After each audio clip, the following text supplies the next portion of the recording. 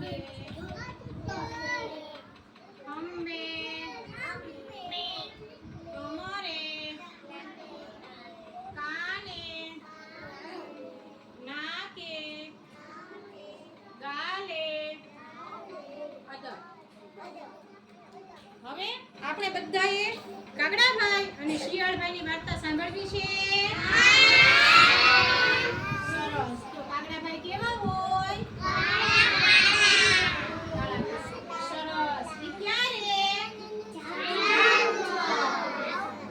અને આપણી શેરીમાં રહે આપણા ફળિયામાં રહે કાગડાભાઈ આપણા આંગણાનું પક્ષી કહેવાય બરાબર તો કાગડાભાઈ આપણને જ્યાં હોય ત્યાં જોવા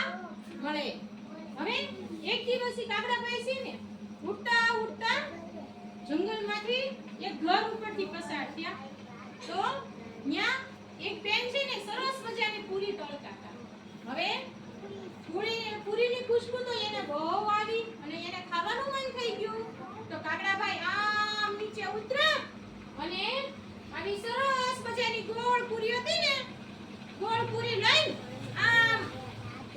ચાસમાં નાખી ઉડતા પાછા ઝાડ ઉપર છે એને બેસી ગયા હવે નીચેથી એક શિયાળભાઈ પસાર થયા તો એને પૂરી ખુશ્બુ આવી અને એને પૂરી ખાવાનું મન થયું કોણ કાગડાભાઈના મોઢામાં તો આ પૂરી હતી હવે કાગડાભાઈ જો બોલે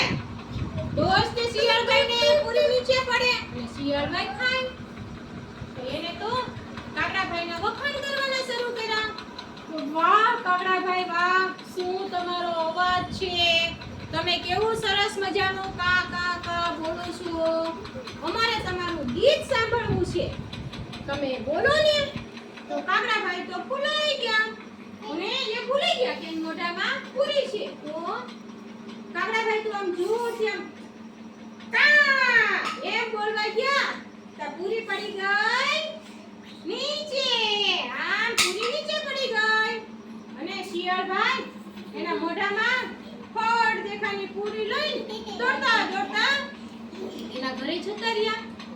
હવે કાગડાભાઈને પૂરી ખાવા મળી